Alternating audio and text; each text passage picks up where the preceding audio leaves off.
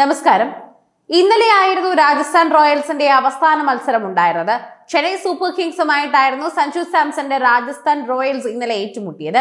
വളരെ ആധികാരിക വിജയവുമായി തന്നെ IPL-ന്റെ 18ാം സീസൺ പൂർത്തിയാക്കിയിരിക്കുകയാണ്.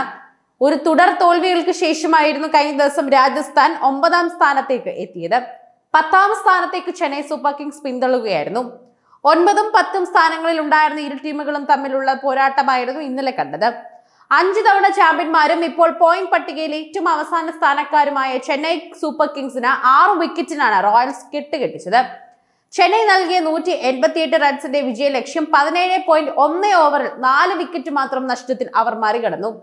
ഏറ്റവും കൂടുതൽ എടുത്തു പറയേണ്ടത് വൈഭവിനെ കുറിച്ച് തന്നെയാണ്. വൈഭവ് സൂര്യവംശി 14 വയസ്സുള്ള ഇപ്പോഴത്തെ സെൻസേഷൻ, ബാറ്റിംഗ് സെൻസേഷനായി IPL-ൽ തിളങ്ങി നിൽക്കുന്ന വൈഭവ് സൂര്യവംശി തന്നെയാണ് റൺ ചേസിന്റെ അടിത്തട്ടിൽ ഏറ്റവും നല്ല സ്കോർ നേടിയവൻ. റൺ ചേസിൽ റോയൽസിന്റെ ജയത്തിന് അടിത്തറയിടുന്നതിൽ നിർണായകമായി മാറിയത് ഈ കൗമാരക്കാരൻ തന്നെയാണെന്ന് പറയാം. ഒരു തകർപ്പൻ 50 തന്നെയായിരുന്നു സൂര്യവംശിയുടെ കയ്യിലുണ്ടായിരുന്നത്.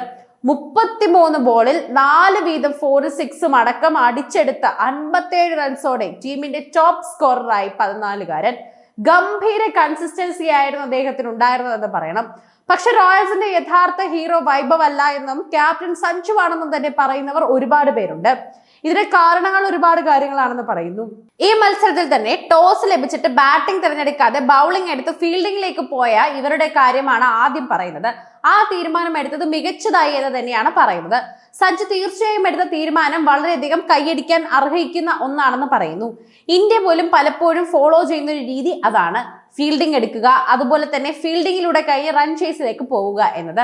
കാരണം ഈ സീസണിൽ തന്നെ നേരത്തെ കളിച്ചിട്ടുള്ള 9 റൺ ചേസുകളിൽ 8ലും റോയൽസ് തോറ്റിരുന്നു. ജയിച്ചത് ഒരേ ഒരു കളിയിൽ മാത്രമാണ്. ഗുജറാത്ത് ടൈറ്റൻസുമായുള്ള മത്സരത്തിലാണ് 200+ റൺ ചേസ് ചെയ്ത് റോയൽസ് അനായാസന ജയിച്ചത്. വൈഭവ് സൂര്യവംശിയുടെ 35 ബോൾ സെഞ്ചുറിയാണ് അന്ന് റോയൽസിന്റെ വിജയത്തിന് നിർണായകമായി മാറിയത്. ഈ മത്സരം മാറ്റി നിർത്തിയാൽ ബാക്കി എല്ലാത്തിലും റൺ ചേസിൽ അവർ കാലിടറി വീഴുകയായിരുന്നു. പല മത്സരങ്ങളിലും വിജയപ്രതീക്ഷ നൽകിയ ശേഷമാണ് റോയൽസ് പടിക്കൽ കാലം മുടത്തിയത്. അതുപോലെ തന്നെയാണ് ഇതിന് പ്രധാന കാരണമായി മധ്യനിരയുടെ സ്ഥിരതയില്ലായ്മയായി വരുന്നതെന്നും പറയാം.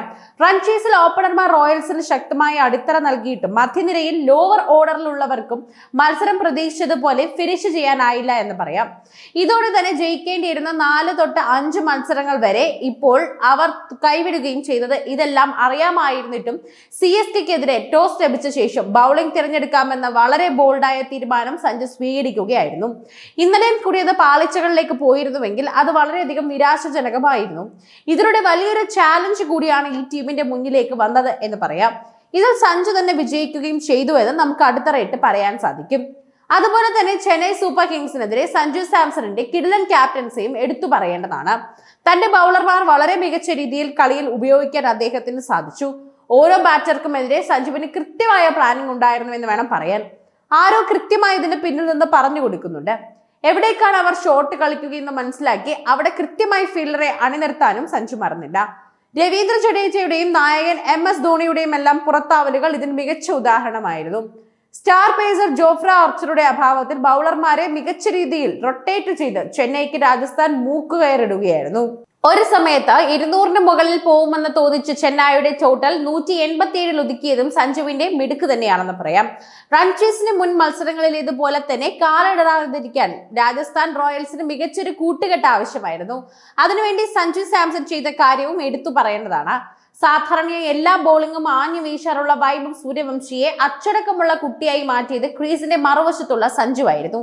ഇവർ രണ്ടുപേരുടെയും ഒരു കോമ്പിനേഷനും പാർട്ട്ണർഷിപ്പും തന്നെയായിരുന്നു ഇന്നലെ രാജസ്ഥാൻ റോയൽസിനെ മുഴുവൻ തന്നെ എത്തിച്ചത്.